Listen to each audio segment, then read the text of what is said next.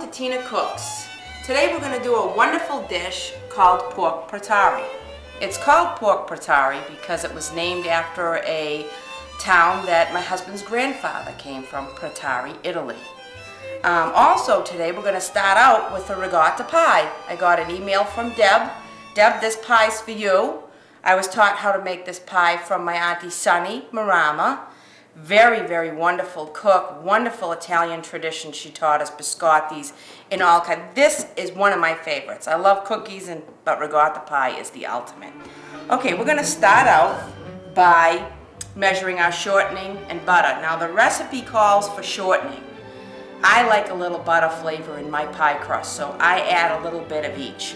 5 tablespoons of shortening and 5 tablespoons of butter. Here we go. Alrighty, I'm going to move this out of the way. Seeing we're done with this. Okay. Now the next thing we're going to add is the 2 cups of flour. Okay. Alright. Now I'm going to basically follow the dry ingredients all the way down to the eggs, because you want to mix this. It's a pie crust. And then you add your moisture. Because you can work the shortening, the flour, the sugar, everything together, it works out great. But once you add the water, the more you mix it, the harder and tougher the dough gets, and it's just not right. Okay, there's our flour, 1/4 cup of sugar. Okay. We're going to have the baking powder, because that makes it rise. Okay. You want a nice light pie crust when you have ricotta pie. Now when they say a pinch of salt, I mean a pinch of salt, literally. You're going to put some salt in there and you're just going to go pinch, like so. A little more. Good luck. Okay, now we're going to just mix. I'm a hands-on person. You want to make sure that you keep flour between your hands with the butter, because your hands are warm and it will melt the butter. So you want to just make it like oatmeal.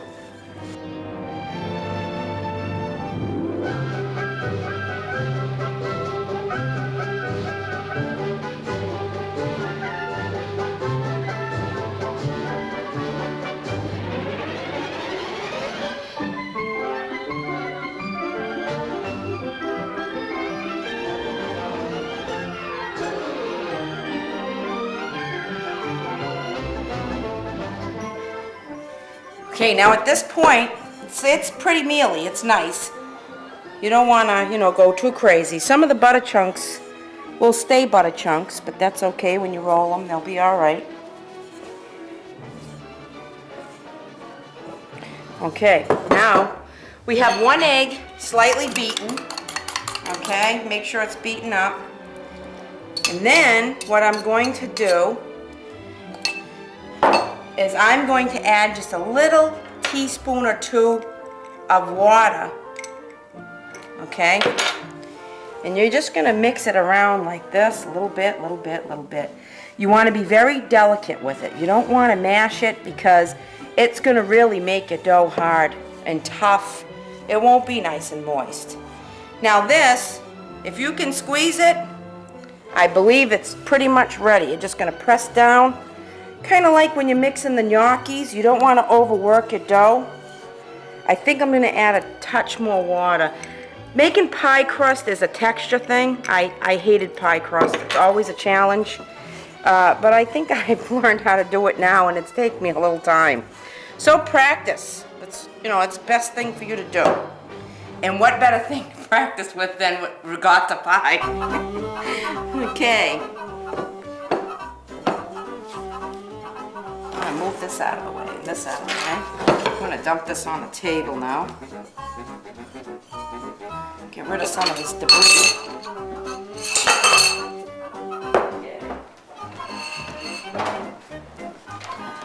Okay, now what you want to do at this point, it's still a little mealy, but that's okay. I'd rather have it a little mealy than too mushy. Alrighty.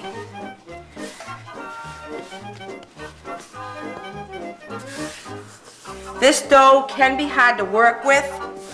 At this point, you could put it in, put it in the refrigerator for about an hour, or you can try to wing it like I am. I've rolled this dough out where it's soft and it falls apart. Just pick it up and press it right into the pie crust. That's what I do. Okay. All right, I'm gonna let this rest for just a minute, wash my hands, and we'll be right back.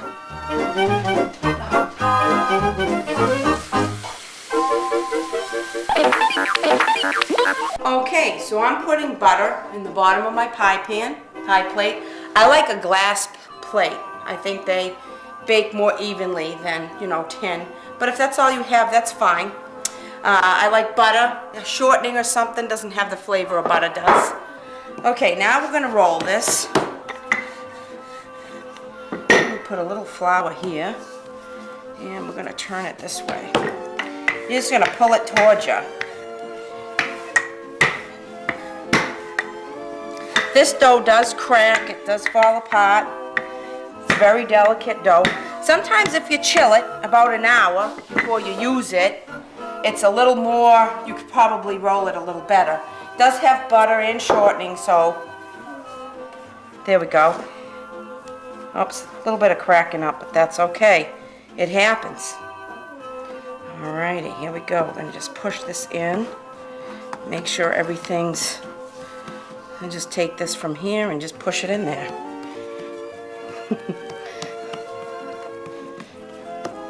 This recipe is delicious.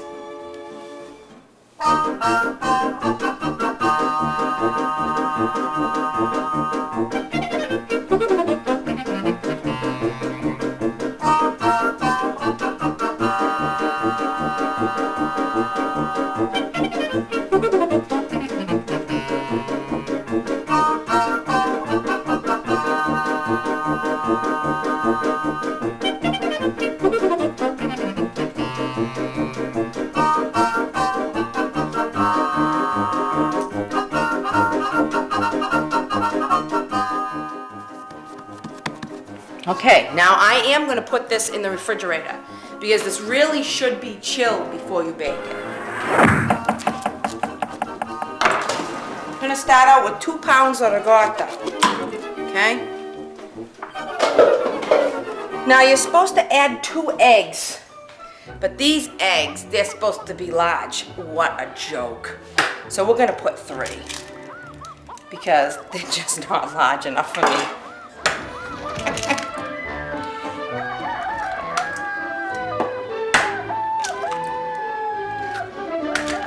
Okay, now I'm going to put this on here. Whoops, wrong way. Help if you know what you're doing. Here we go. We're going to put the eggs and the ricotta on nice and slow. Okay.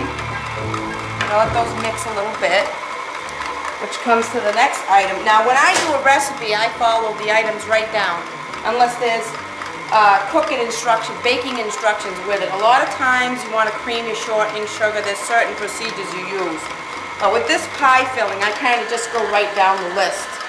So I have 2 pounds of ricotta, 2 eggs. We're going to do the pinch of salt thing again. This is what I'm going to call my pinch of salt. Well, that's a little bit much. So we'll go like this, a couple pinches there. Okay? Put that on the counter. There's enough on the floor already. All right, we're going to use 3/4 of a cup of heavy cream.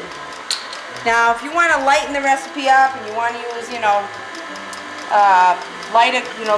light cream or the low-fat cream, go ahead. But this is like something we do at Easter time, so I go all the way with everything. So we're going to add 3/4 of a cup of heavy cream. Okay. Okay, we're going to put our vanilla in there. If you're going to use lemon or orange, you might want to get an orange and grate it a little bit and put it in the pie crust. Or get a lemon and grate the rind a little bit and put it in the pie crust because it gives the pie crust that flavor that's in the ricotta filling. 1.5 cups of confectionery sugar. Now the confectionery sugar gives it a different texture than the regular granulated sugar. Okay, Now, normally, I would just dump this in. This is kind of lumpy, and I don't want sugar lumps. Pork Pretare, the dish we're going to be doing, is a dish I invented when I was working at one of the restaurants.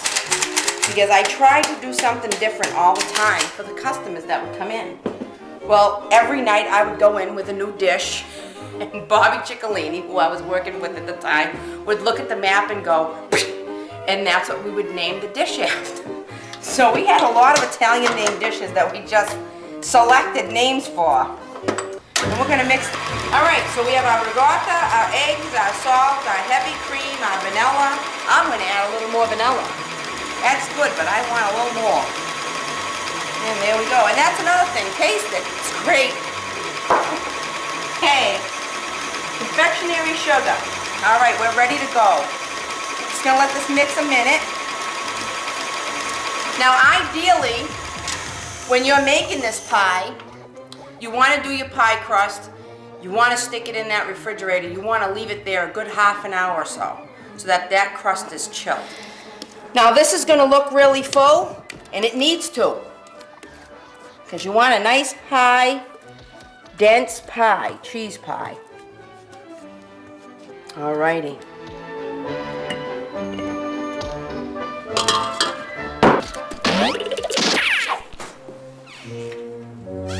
The oven is 350, and we're going to put this in the oven. Okay, now, the most important thing about this pie is not to open the oven. If it's the first time you're making it, put a sign on it. Don't open the oven. You're going to time this a full hour, 60 minutes. After 60 minutes, your buzzer's going to go off. You shut off your oven, and you time it another 30 minutes because it needs to just rest for 30 minutes. Okay, we'll be back in an hour to check this pie out. Okay, that's the last 30 minutes. This pie has baked at 350 for 1 hour. I shut the oven off. It's been resting for another half an hour. So between baking and resting, we've gone 90 minutes. Let's see what we have.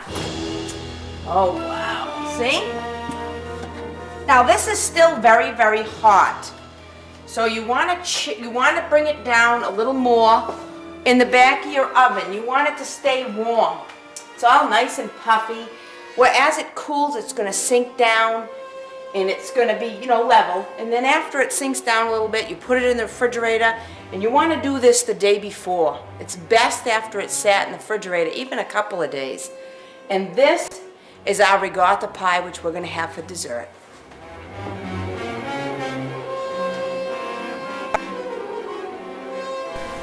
We're going to start out with a little bit of preparation first, because when you do an aloia, I like to make sure my garlic is cooked. I don't take garlic and put it in the oil and it's crunchy. You need to get your pan hot. We want to slice some garlic, and we want to just simmer it. It's almost like an infused oil. Infused oils are wonderful things, and we'll talk about that as we move along. I'm going to put some oil in here. I'm not going to worry about how much it is right now, because these infused oils, oops, you don't want to cook the cork. These infused oils will last in a little jar or in your cabinet, and they're excellent for cooking, whether you put it on chicken or you use it, to season a pork chop or anything like that. They're very, very good infused oils. Alrighty. We're going to clean some garlic here. I like to slice my garlic thin. I probably have said it before on the show. Okay, now while this garlic is infusing with the oil and getting nice and soft, and you notice that if it starts to boil real hard, just pull it off. Just pull it right off. It doesn't have to be on the heat all the time because it's still warm. We're going to clean the pork tenderloin. This is a pork tenderloin. I love this portion of pork. It's very tender, makes good cutlets, it makes good everything.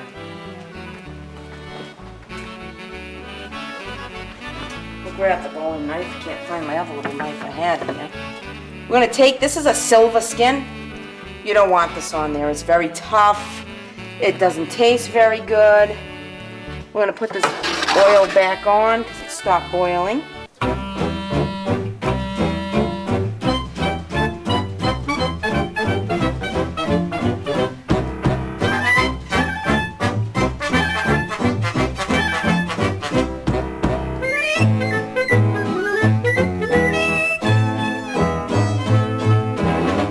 This garlic, I'm going to slide it off again because it's boiling a little too hard for me.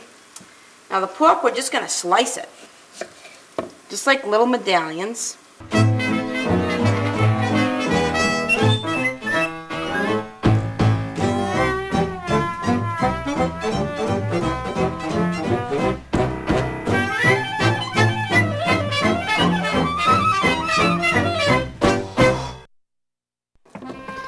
Okay, now what I'm going to do next is I'm going to take this, put this back on. Okay, we're going to take a little bit of olive oil and we're going to very lightly drizzle it on this pork, because all of the meats that I cook, I like to season a little bit. This is oregano. I love oregano on pork. It's a very nice spice. You can use parsley, you can use thyme, you can use rosemary. Rosemary's really good with pork. Get some pepper.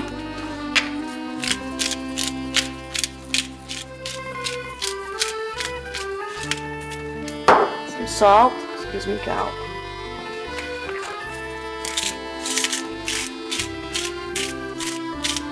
Okay. Now I am going to throw some parsley on there, because I like to season my stuff good. Okay, and then I'm just going to mix it up and stack them up, and I'm going to let them marinate a little bit so that they taste like something. Now what we're going to do next is we're going to chop a little bit of garlic, because even though we do have the infused oil, this particular dish I like garlic with. So we're going to add a little bit, that's one more clove minced fine, and I am going to take an onion. I don't want a lot of onion, so because I don't want it to overpower the other stuff I have going on. Mince it nice and small. Oops. We'll save that for the sweet, but watch your fingers, because I've chopped off a few fingers in my day. Okay. Now this has been marinating, so it's all nice and flavorful. And I'm going to come over here, and I'm going to take some of this infused oil, okay, because I want that garlic flavor in there. Okay, here we go. I'm also going to add some butter. I love butter. Butter's not really that bad for you, I don't think. You don't eat pork Pretare every night of the week. So when you do, you might as well make it really good. We're going to add in our onions. Now I've got this on not a real high heat. Like I complained about my stove before, it's getting ready for retirement. We've got to be careful, because I'm either overcooking or undercooking, or it's kind of a pain.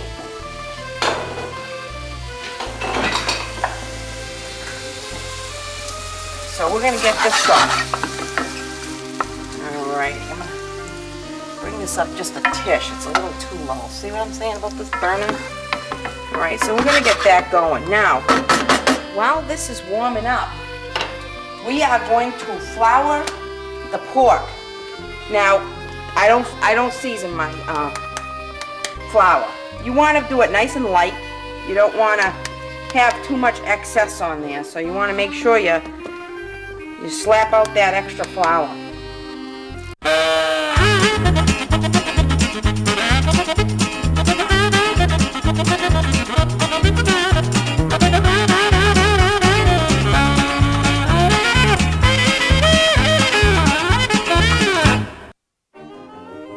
Alright, we're going to bump this up just a tish more. It's coming along nice, but I want it a little hotter. And we're just going to line this pork in the frying pan, just like so.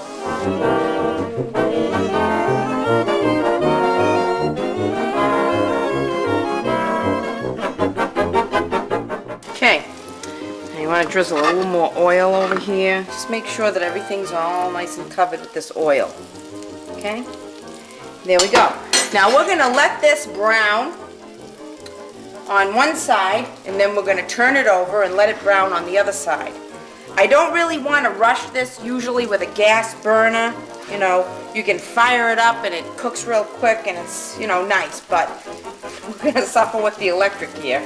It's going to take a minute. Let me grab a fork.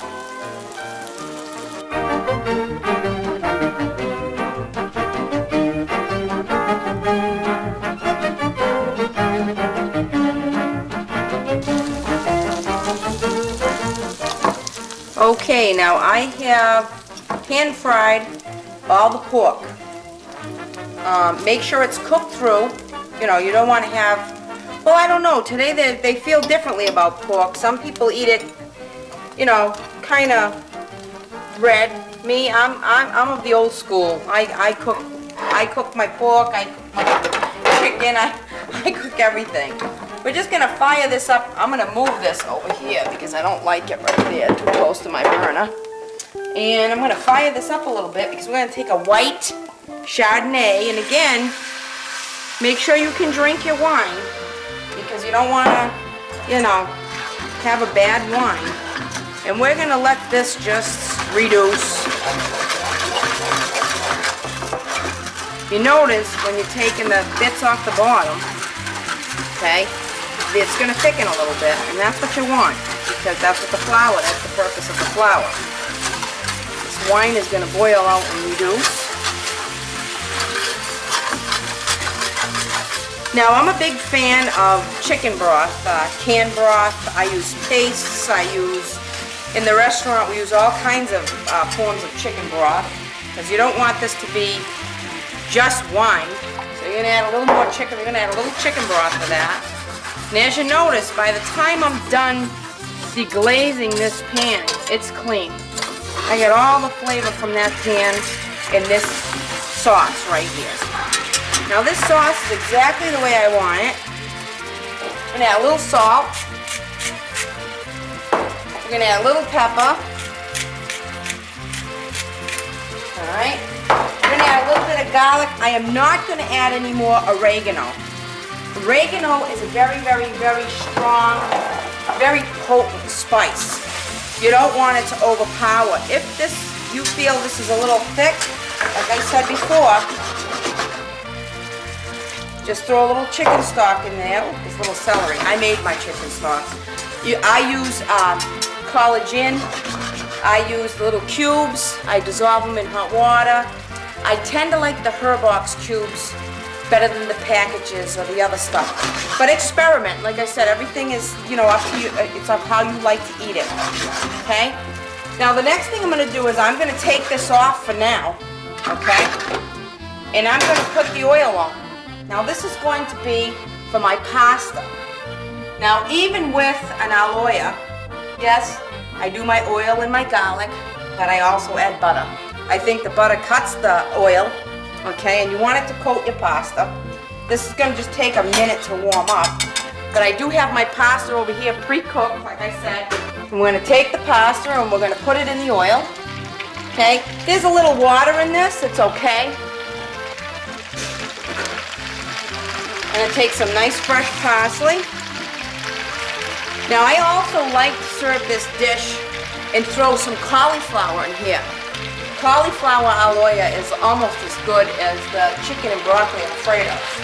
I mean, actually, it is as good. I love it myself. Now, you're just going to make sure this goes through. You're going to warm up coat all your pasta with the oil.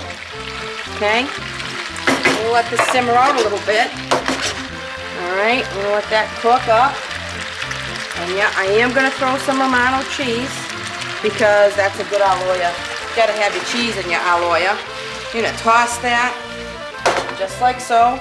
So now, I hope this plate is big enough, Carl. It doesn't look it. Whoops, I'm going to fry a few right on my burner, it figures. Alright, now this is the aloe part of this. Ah, it's hot. This is the aloe part. Now what we're going to do is we're going to take this back, get this hot again. Alright. We're going to take our pork. We're going to slide the pork in there.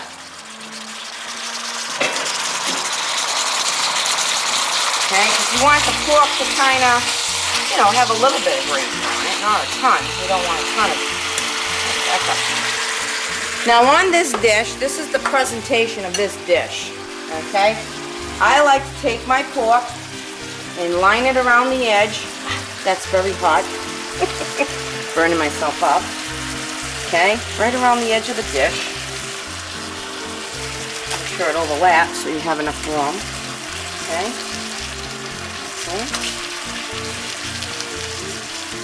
This is not I don't use a lot of heavy gravy on this. I don't feel it's necessary. If you want to use a bigger platter, spread it out a little more, that's always nice too.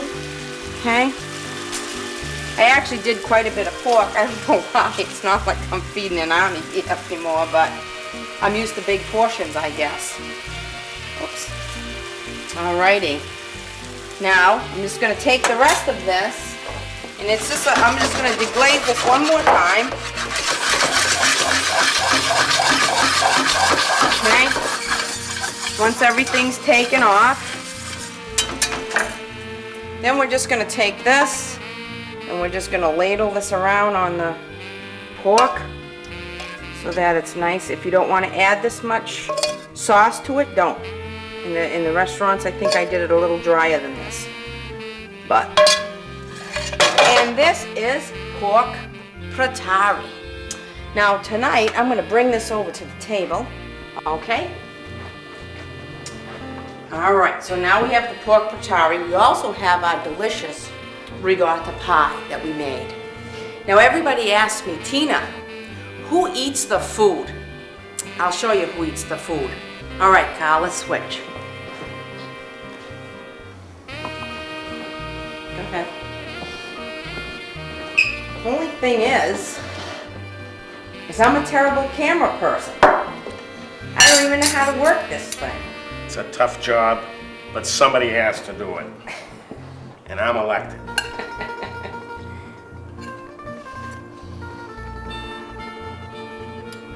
And I'm making a mess at the same time.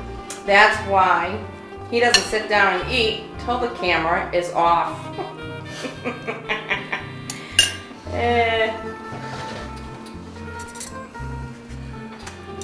Okay, this is for all those fans out there that wondered who eats the food. And as you can see by the camera work, I definitely don't shoot the shows. Come in nice and close. I don't know how to Come work. in. There you go. See this? Watch.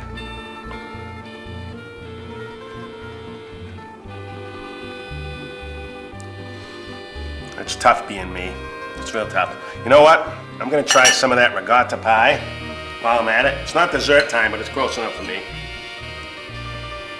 Looks good. A little bit of strawberry with it. Oh my God.